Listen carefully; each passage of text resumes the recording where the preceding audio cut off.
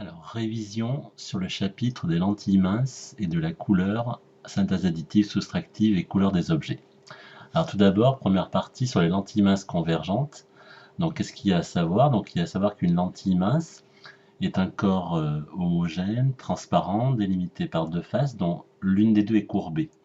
On ne s'intéressera qu'aux lentilles minces convergentes, symbolisées par un trait fin, séparé par deux extrémités ici, flèches ouvertes vers l'extérieur. Une lentille mince est donc centrée sur ce qu'on appelle son centre optique qui passe par le centre de la lentille. Et une lentille mince est caractérisée par un axe optique qui est perpendiculaire à la lentille et qui passe par son centre optique. On indique toujours le sens de la marche de la lumière, sachant que la lumière se déplace, dans notre cas ici, de la gauche vers la droite, et toujours en ligne droite. Une lentille est caractérisée par deux foyers, F', foyer image, et F, foyer objet. F et F' sont situés à égale distance du point haut. Alors ce qu'il faut savoir, c'est que pour une lentille, pour savoir si une lentille mince est très convergente ou peu convergente, il va falloir déterminer ce qu'on appelle donc sa distance focale. La distance focale se note OF'. Et cette distance focale peut être soit positive dans le cas d'une lentille mince convergente, donc la valeur algébrique sera ici positive. On la note aussi petit f'.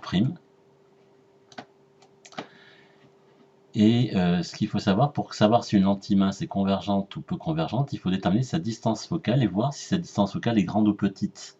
Si la distance focale est petite, la lentille est très convergente. Les rayons vont converger tous directement au foyer image. Et si la distance focale est grande, la lentille est peu convergente. Et pour vérifier ça, on détermine ce qu'on appelle sa vergence. Donc la vergence se note petit c, grand C, pardon, et est égale à l'inverse de la distance focale. Alors attention, pour déterminer la vergence se mesure en dioptrie. Le symbole des dioptries, c'est ce symbole-là. Mais pour avoir ce qu'on appelle des dioptries, il faut absolument que la distance focale soit exprimée, elle, en mètres. Ce qui veut donc dire que si vous mesurez des centimètres pour une distance focale ou des millimètres, il faut absolument transformer cette distance en mètres pour pouvoir avoir ce qu'on appelle une vergence en dioptrie. Donc en gros, plus la distance focale est petite, plus la vergence est grande. Et plus la vergence est grande, plus la lentille convergente est très convergente, donc sera donc très bombée. Donc voilà déjà la première chose à savoir sur les lentilles convergentes. Maintenant, à travers une lentille convergente, la lumière peut avoir des trajets particuliers, en particulier trois. Trois rayons particuliers. Alors pour considérer ça, je vais considérer un objet que j'appelle AB, et je vais considérer que cet objet est lumineux et tous les rayons partent du point B. Alors il y a trois rayons particuliers à connaître. Alors déjà le rayon en bleu, c'est-à-dire le rayon qui part de B, qui passe par le centre optique, celui-là n'est jamais dévié. Donc il continue sa trajectoire sans être dévié. Alors quand on représente un rayon, on n'oublie pas de mettre une petite flèche à gauche, une petite flèche après la lentille. Deuxième rayon particulier, c'est le rayon qui est parallèle à l'axe optique. Tout rayon parallèle à l'axe optique converge en passant par le foyer image F'. Et enfin, le dernier rayon particulier, c'est le rayon qui part de B, qui passe par le foyer objet. Et ce rayon qui passe par le foyer objet ressort parallèle à l'axe optique. Et là, on s'aperçoit que les trois rayons qui sont issus de B, de l'objet AB, convergent en un point. Et ce point de convergence, c'est l'image du point B, que nous appellerons B'. Et pour déterminer la position de l'image de A, il suffit donc, étant donné que AB est perpendiculaire à l'axe optique, il suffit donc de déterminer la perpendiculaire à B', qui passe par l'axe optique, et on détermine le point A', image du point A. Et là, qu'est-ce qu'on observe? On observe une image qu'on peut voir sur un écran. Donc OA' est positif, on verra tout à l'heure. Et donc, ça veut donc dire que cette image est bien réelle. On peut la voir sur un écran, elle est située à droite de la lentille. Dans ce cas-là, elle est plus grande que l'objet, donc elle est bien agrandie et renversée. Deuxième cas, c'est la position de l'objet qui a changé. On voit que l'objet tout à l'heure était situé loin de la lentille, avant le point F. Là, maintenant, l'objet est situé entre O et F. Et là, on est dans le cas d'une loupe. C'est ce qu'on va essayer de vérifier.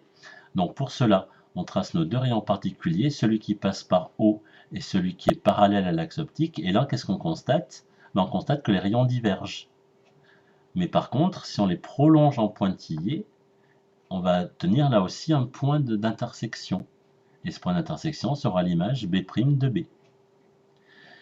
Et on en déduit donc que l'image A'B', ici donc, est bien plus grande que l'objet. Elle est droite, donc elle n'est plus renversée.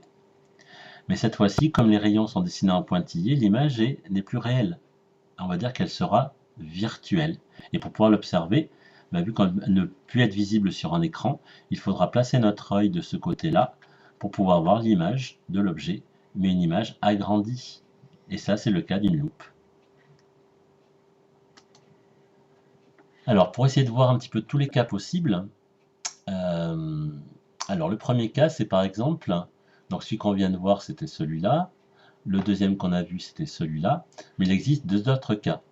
Le cas où, si l'objet est placé au point F, c'est-à-dire que A est confondu avec le foyer objet, les rayons ressortent tous parallèles. Et là, on va considérer que l'image se forme ici, vous voyez, à l'infini.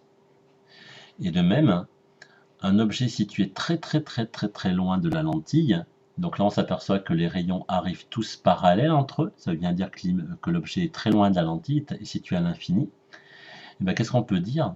On peut dire que le rayon qui passe par O n'est pas dévié, mais aussi on peut dire aussi du coup que le rayon qui passe par F ici ressort parallèle à l'axe optique, et là le point d'intersection se situe dans ce qu'on appelle le plan focal-image. C'est-à-dire que d'un objet très loin, l'image se forme dans ce qu'on appelle le plan focal-image, donc dans un plan perpendiculaire au point F'. Et donc voilà les quatre cas possibles. Voilà.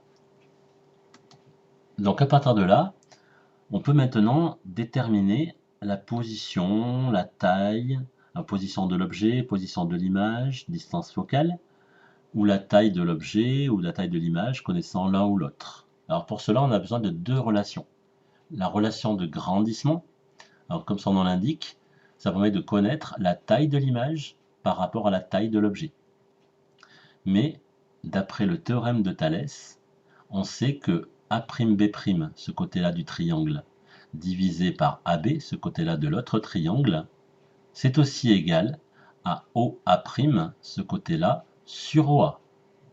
Donc on peut, connaissant donc OA' ou OA et AB par exemple, on peut déterminer A'B'. C'est-à-dire que si on vous demande de trouver par exemple soit la taille de l'image, donc il va falloir transformer cette formule-là. Donc A'B', pour l'isoler, qu'est-ce qu'on va faire par exemple? Et on va faire passer le AB de l'autre côté. Donc comme il est divisé à gauche, il va devenir multiplié à droite par exemple. Et donc AB sera donc multiplié par OA' sur OA. Donc ça, en transformant la formule ici, on peut déterminer par exemple la taille de l'image. Ou alors, si par exemple vous connaissez A'B', AB et OA, on peut vous demander de trouver par exemple la position de votre image. Donc ça voudra dire que pour déterminer OA', comment vous allez faire? Le OA qui est en bas à droite, on le fait passer de l'autre côté, devient multiplié. Et donc on aura à ce moment-là OA' égale OA multiplié par A'B' sur AB. Alors, une fois qu'on a fait cette transformation de formule, ça c'est ce qu'on appelle l'expression littérale. Ensuite, on peut remplacer les lettres là par des chiffres. Mais pour remplacer par des chiffres, on a besoin d'utiliser ce qu'on appelle les grandeurs algébriques. Alors, qu'est-ce que c'est que des grandeurs algébriques? Je reviens sur mes deux schémas précédents. Pour savoir si la grandeur est positive ou négative, on se sert d'un repère ici. Vous voyez? Quand c'est orienté vers le haut ou quand c'est orienté vers la droite, c'est positif. Sinon, c'est négatif. Donc, par exemple, OA', c'est orienté vers la droite. Donc, OA' est positif. A, bah, OA est orienté vers la gauche. Donc pour moi, la valeur de OA, la valeur algébrique, sera donc négative. Pareil, AB est orienté vers le haut dans ce cas-là. Donc l'objet AB sera une grandeur algébrique positive. Alors que A'B', lui, bah, sera une grandeur algébrique négative, puisqu'elle est orientée vers le bas. Donc bien faire attention au sens. Donc est-ce qu'on est vers la gauche ou vers la droite, vers le haut ou vers le bas? Et c'est comme ça qu'on saura si la grandeur algébrique est positive ou négative. Donc ça, c'est pour la relation de grandissement. La relation de conjugaison, donc c'est une relation à trois termes qui permet d'indiquer, par exemple, de trouver la position d'une image, qu'on appellera OA', si on connaît OA, la position de l'objet, et la distance focale OF'. Ou alors on peut déterminer OF' si on connaît la position de l'image et la position de l'objet. Donc ça, il faudra bien regarder l'énoncé pour savoir quelle est l'inconnue dans cette formule que l'on va rechercher. Alors je précise que ces deux formules en contrôle seront données. Ce qui est demandé, c'est de savoir bien les utiliser, de bien savoir les transformer pour déterminer une inconnue. Ici, A'B' ou A', ou A ou OF'. Donc ça dépend ce qu'on va vous demander de chercher en fait. Alors pour ça, il faut bien apprendre à transformer ces formules. Donc la formule de conjugaison, si par exemple on demande de chercher OA', et bien étant donné qu'on a 1 sur OA' moins 1 sur OA égale 1 sur OF', ben, il faut faire passer le moins 1 sur OA, c'est-à-dire, vous voyez ici, le moins 1 sur OA, là, pour isoler OA', il faut le faire passer à droite. Donc, le moins 1 sur OA devient plus 1 sur OA. Donc, on a isolé le terme 1 sur OA'. Ensuite, on doit mettre au même dénominateur. Alors, pour mettre au même dénominateur, on a 1 sur OF' plus 1 sur OA. On va multiplier le 1 sur OF' par OA. On multiplie par OA en bas, mais aussi il faut multiplier par OA en haut pour ne pas changer l'égalité. Et là, on a bien OF' fois OA. De même, 1 sur OA, il faut aussi le multiplier par OF'. Donc on le multiplie par OF' en bas, mais on le multiplie par OF' en haut aussi pour ne pas changer l'équation, la fraction. Une fois qu'on en est là, on a bien mis au même dénominateur. Donc il suffit de ramener tout au même dénominateur, donc OA fois OF'. Alors qu'est-ce qui reste au numérateur? Ben, il reste 1 fois OA, ben, ça c'est OA, plus, le plus apparaît, plus 1 fois OF', ben, ça fait OF'. Donc là, ça y est, on a mis au même dénominateur, on a réalisé l'addition au numérateur, mais nous, ce qu'on veut, c'est OA'. Donc on peut passer de 1 sur OA' à OA'. Vous avez vu, donc il va falloir inverser. Si on inverse la fraction à gauche, on doit inverser la fraction à droite. Et donc la multiplication se retrouve au numérateur et l'addition se retrouve au dénominateur. Donc bien savoir refaire ces 4 étapes pour le contrôle. Pareil, si on doit chercher la position AB, de OA, pardon, et ben, il faut isoler 1, moins 1 sur OA. Donc le 1 sur OA' devient moins 1 sur OA'. Et là, nous, ce qu'on veut, c'est 1 sur OA. Donc on va tout multiplier par moins 1, ce qui fait que le moins et moins, ici, ça fera plus. Plus et moins, ben, ça fera moins. Et moins, ici, ça fera plus. Donc on obtient cette expression, on a bien isolé 1 sur OA. Comme on l'a dit tout à l'heure, on multiplie en bas ici OA' par OF' en haut et en bas. On multiplie OF' ici par OA' en haut et en bas pour mettre au même dénominateur. On réalise ici la soustraction puisqu'on a une soustraction au numérateur et on a le dénominateur commun. Et donc on a 1 sur OA et comme nous on veut OA, dernière étape, il faut inverser à gauche, il faut inverser à droite. La multiplication se retrouve au numérateur, la soustraction se retrouve au dénominateur. Et enfin, pour la distance focale, ben, la relation de conjugaison nous permet déjà d'isoler la distance focale. Il suffit donc là aussi de mettre au même dénominateur OA et OA' en multipliant des deux côtés. On réalise la soustraction, donc OA moins OA'. Et ensuite, on a 1 sur OF'. On prend l'inverse à gauche, on inverse à droite. La multiplication se retrouve en haut, la soustraction se retrouve en bas et on obtient l'expression littérale donnant OF'. Et après, on passe bien au calcul. Hein. Donc attention aux signes, puisqu'on a des grandeurs algébriques. Alors, qu'est-ce qu'on peut dire à partir de ces deux relations? eh ben, on peut déjà dire qu'avec la relation de grandissement, dans les différents cas qu'on a vus, eh ben, par exemple, on peut savoir si l'image, dans ce cas-là ici, est plus grande que l'objet, et on sait que gamma égale A'B' sur AB, je la remarque, égale A'B' sur AB. Donc ça veut dire que si l'image est plus grande que l'objet, A'B' est plus grand que AB. Et donc on pourra dire que le rapport, il est supérieur à 1. Par contre, l'image est renversée. Donc ça veut dire quoi? Ça veut dire que A'B' est négatif, AB est positif. Donc le rapport sera négatif.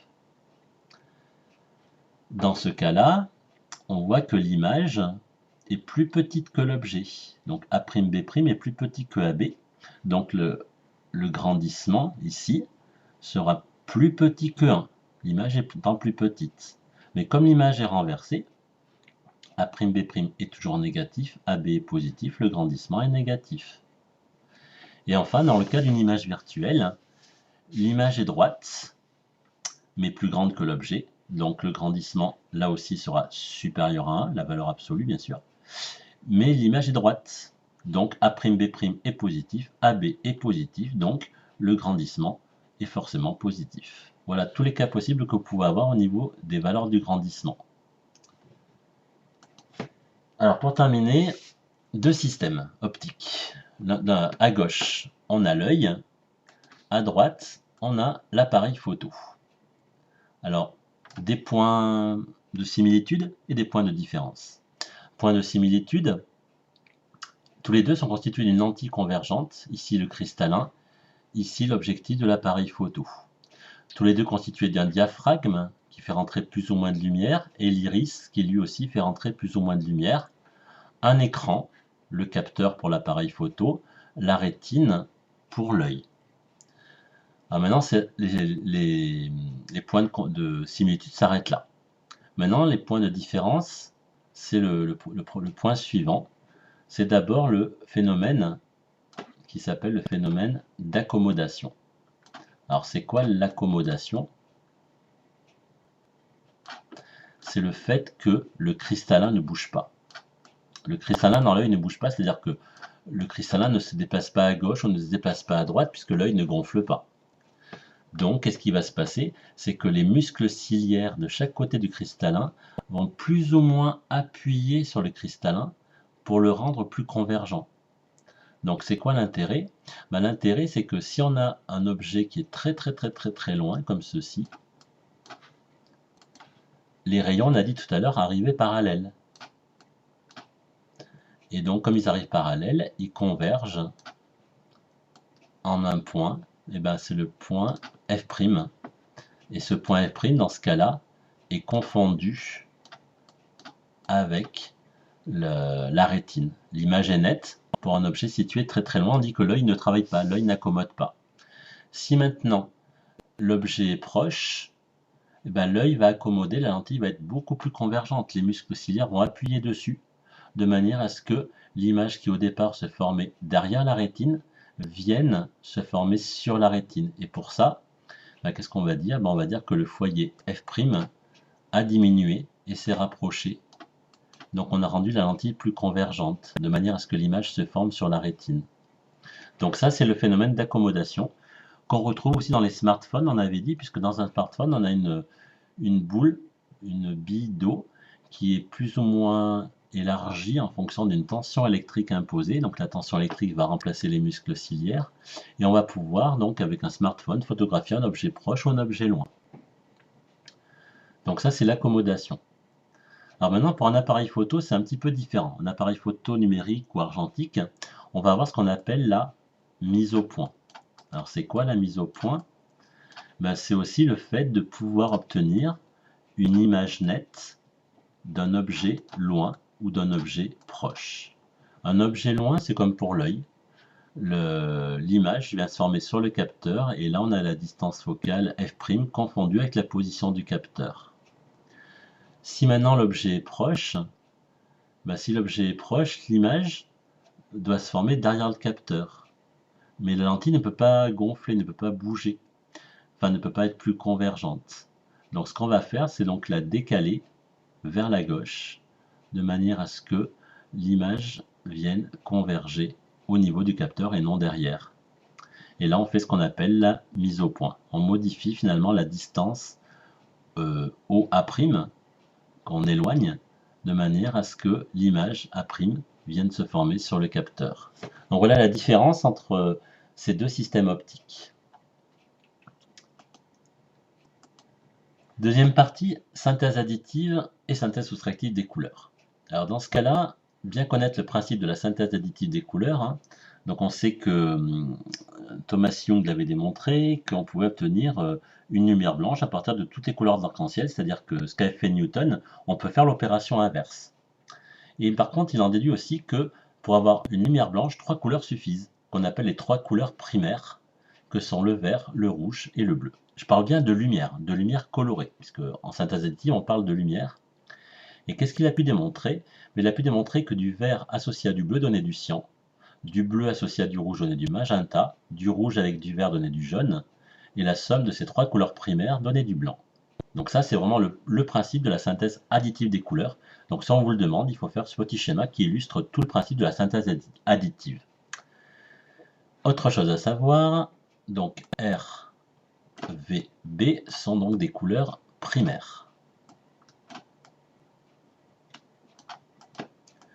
Cyan, jaune et magenta seront donc des couleurs secondaires en synthèse additive. Maintenant, qu'est-ce qu'on appelle des couleurs complémentaires? Donc pour que deux couleurs soient complémentaires en synthèse additive, il faut que la somme de ces deux couleurs redonne du blanc. Alors pour obtenir ça, si on prend le vert qui est là, pour avoir du blanc, il faut regarder la couleur diamétralement opposée. Et qu'est-ce qu'on constate? On constate qu'on a du magenta qui est la somme de bleu et de rouge. Donc la couleur complémentaire du vert, c'est le magenta. De même, la couleur complémentaire du jaune, c'est le bleu. La couleur complémentaire du rouge, c'est le cyan. Alors de ça, on peut en déduire plusieurs applications. Ici, vous retrouvez par exemple ici les pixels de votre écran d'ordinateur, lorsque vous le zoomez. On voit bien les pixels constitués de 3 luminophores, et ces luminophores sont bien de la forme R, V, B, qu'on a ici. Alors comment peut-on avoir une infinité de couleurs avec notre écran d'ordinateur? Chaque luminophore va être réglé avec une certaine intensité. Et donc en jouant sur l'intensité de la lumière rouge, bleue ou verte, on va pouvoir, en additionnant toutes les teintes, obtenir une infinité de couleurs, enfin un grand nombre de couleurs. En particulier, on avait dit, lorsqu'on était codé en RVB, je rappelle que RVB, chaque couleur est codée sur un octet et qu'on pouvait avoir jusqu'à 16 millions à peu près de couleurs, de nuances possibles. Donc lorsqu'on veut obtenir du blanc, il faut que les 3 pixels soient éliminés de la même façon. Donc on aurait ici 255, 255, 255, et là on aurait bien du blanc. Pour avoir du 0, il faut que l'intensité soit égale à 0 au niveau des 3 luminophores et on aura du noir. Et si on veut du gris, on peut prendre 125, 125, 125, ça donnera du gris. Donc ça, c'est ce qu'on peut obtenir sur des écrans d'ordinateur, de vos smartphones. Et on avait dit que c'est aussi utilisé par une technique de pointillisme par certains peintres comme Seurat ou Signol. Maintenant, cette vision des couleurs par notre œil respecte aussi la synthèse additive. C'est pour ça qu'on va parler de ce qu'on appelle la vision trichromatique ou trichromique. On peut accepter les deux termes. Alors c'est quoi la vision trichromatique ou trichromique? En fait, c'est le fait que dans notre œil, dans notre rétine, on a des capteurs. Et ces capteurs, c'est ce qu'on appellera des mini-cellules, qu'on appellera des cônes et des bâtonnets. Donc les bâtonnets, c'est les cellules qui sont sensibles à la luminosité. On en a 120 millions dans chaque œil. Les cellules sensibles à la couleur sont les cônes. Et comme on le voit sur ce schéma, on a 3 types de cônes. Des cônes sensibles au bleu, puisque le maximum de sensibilité ici va se situer dans le bleu. Des cônes sensibles au vert, puisque le maximum de sensibilité est sensible au vert. Et enfin, des cônes sensibles au rouge. Donc ces 3 types de cônes vont permettre de détecter les 3 lumières colorées. Et l'association de ces lumières colorées qui parviendront dans notre œil vont être interprétées par le cerveau qui, lui, fera la synthèse additive des couleurs perçues par nos yeux. Donc voilà ce qu'il y a à savoir sur la partie synthèse additive. Concernant maintenant la synthèse soustractive, eh ben, il faut s'intéresser à 3 termes. La transmission, c'est-à-dire lorsque la lumière traverse un objet sans changer de direction, dans le cas des filtres d'objets transparents, colorés. La diffusion, c'est-à-dire que la lumière est renvoyée par la surface de l'objet dans toutes les directions, donc c'est le cas d'un objet opaque, tel que par exemple de la peinture. Et l'absorption, c'est-à-dire que la lumière qui n'est ni diffusée ni transmise par l'objet, et ben alors elle est absorbée par l'objet, donc dit qu'elle est transformée en une autre énergie qu'on appelle l'énergie thermique. Alors je prends l'exemple d'un filtre cyan ici. Et ben, dans un filtre cyan, on sait qu'une lumière blanche caractérisée par un faisceau de lumière bleue, verte et rouge, puisque la somme des trois fait du blanc, une lumière blanche, alors je rappelle qu'une lumière blanche au passage est caractérisée par une longueur d'onde, on l'a vu aujourd'hui, qui va de 400 nanomètres, on avait dit, à 800 nanomètres. Ça, c'est la lumière blanche. Donc on va dire que cette lumière blanche est constituée de 3 radiations bleues, vertes et rouges. Elle traverse un filtre cyan. Et donc, qu'est-ce qui va se passer? Ce qui va se passer, c'est qu'une partie de la lumière va être transmise par cette surface transparente. Mais comme le cyan, on sait qu'il est fait de bleu et de vert, et ben la composante bleue et verte de la lumière vont passer. Par contre, le rouge ne passera pas, donc il sera absorbé. Et on a vu tout à l'heure que le rouge était la couleur complémentaire du cyan. Donc c'est pour ça que la couleur complémentaire sera donc absorbée par le filtre cyan.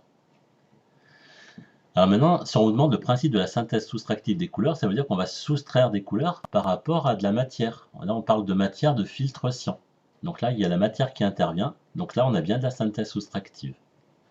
Alors, cette fois-ci, en synthèse soustractive, on a 3 couleurs primaires. Les 3 couleurs primaires, c'est lesquelles? C'est le cyan, le magenta et le jaune. Donc, qu'est-ce qu'on peut dire? On peut dire que le magenta, c'est ce qu'on a obtenu ici, en fait. Donc, à l'issue du filtre cyan, donc on a dit qu'on avait une lumière cyan qui apparaissait, donc du bleu et du vert.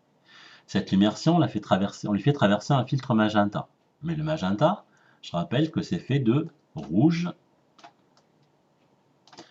et de bleu. Donc ça veut dire quoi? Ça veut dire que si le magenta est fait de rouge et de bleu, on a de la lumière bleue, le bleu est commun avec la couleur du filtre, le bleu va passer. Par contre, le vert ne passera pas, puisque le vert, on le voit ici, c'est la couleur complémentaire du magenta, donc il sera absorbé. Donc il ne restera que la lumière bleue, ce qui veut donc dire que la lumière blanche à travers un filtre cyan plus un filtre magenta va redonner, cyan plus magenta va donner du bleu. Alors pour trouver les autres couleurs, mais il suffit de raisonner comme ça. Le magenta, on a dit que c'était du rouge et du bleu. On a dit que le cyan, c'est du bleu et du vert.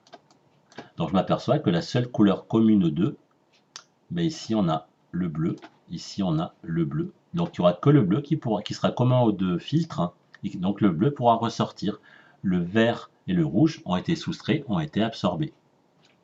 De même pour le jaune, on sait que le jaune c'est fait de rouge et de vert. Donc là je m'aperçois qu'entre du jaune et du cyan, la couleur commune c'est le vert. Le rouge et le bleu ont été absorbés. Ensuite, entre le jaune et le magenta, si je fais la somme des deux filtres, ben la couleur commune, c'est ici le rouge que je retrouve ici. Donc ce sera le rouge qui passera, le bleu et le vert auront été absorbés par les deux filtres. Donc là on a bien de la synthèse soustractive des couleurs. Et une application de la synthèse soustractive des couleurs, en fait, c'est les imprimantes. Puisque les imprimantes sont constituées des 3 cartouches d'encre, cyan, jaune, magenta, plus du noir, pour obtenir du noir, puisque j'ai oublié de dire que le jaune plus le cyan plus le magenta donnait du noir. Mais que les encres ne donnaient jamais de noir, puisque c'était jamais des encres parfaites, et il fallait rajouter une cartouche noire, ce qu'on appelle la quadrochromie. Et enfin, dernier point, couleur des objets. Alors ça dépend si l'objet est coloré, blanc ou noir. Donc la couleur d'un objet dépend de 2 choses. Ça dépend de la couleur de la lumière qui lui arrive, la lumière incidente, est-ce que c'est une lumière blanche, est-ce que c'est une lumière colorée, et de l'absorption et de la diffusion que l'objet va en faire. Alors 3 cas. Un objet qui est blanc, il va diffuser toutes les lumières colorées qu'il reçoit. il n'en absorbera aucune. Par contre, un objet noir, lui, ben, la lumière blanche qui arrive sur un objet noir va être totalement absorbée. Donc ça veut dire qu'il n'y aura aucune lumière diffusée dans le cas d'un objet noir, puisque toute la lumière aura été absorbée par l'objet noir. Et enfin, dernier cas, un objet coloré. Alors un objet coloré va diffuser la lumière colorée correspondant à sa propre couleur. Donc si j'ai une pomme rouge, bah, cette pomme va absorber le vert et le bleu et va nous donner du rouge qui va arriver à notre œil. Donc cet objet coloré donc, va absorber le bleu et le vert. Donc le bleu et le vert, bah, ça fait du cyan. Et donc on obtient la couleur complémentaire de la couleur de l'objet. Donc la couleur complémentaire est absorbée dans le modèle trichromatique de la lumière. Et donc il va absorber la couleur complémentaire et diffuser sa propre couleur. Donc voilà ce qu'il faut retenir. Donc si on fait une petite application pour terminer, je reprends le drapeau bleu, blanc, rouge éclairé en lumière blanche. Donc un drapeau bleu, blanc, rouge éclairé en lumière blanche bah, va donner en lumière rouge, bah, le bleu va être absorbé par la lumière rouge, donc va donner du noir. Le drapeau, la partie blanche en lumière rouge va diffuser le noir, va diffuser pendant le rouge, et va absorber du coup le vert et le bleu. Et la partie rouge va être rouge en lumière rouge, donc elle va diffuser le rouge. En lumière bleue, le bleu diffuse le bleu. En lumière bleue, le blanc diffuse le bleu, absorbe le rouge et le vert. Et en lumière bleue, le rouge est absorbé par la lumière bleue. Enfin, en lumière jaune, le bleu étant la couleur complémentaire du jaune est donc absorbé. Le blanc en lumière jaune va diffuser le jaune et donc du coup absorber le bleu. Et enfin, la partie rouge en lumière jaune va donner du rouge puisque le jaune est en fait de rouge et de vert. Donc il va bien laisser passer la partie rouge du drapeau. Donc voilà, donc bien interpréter tout ça et bien savoir utiliser les termes diffusé, transmis et absorbé pour pouvoir bien expliquer la couleur d'un objet.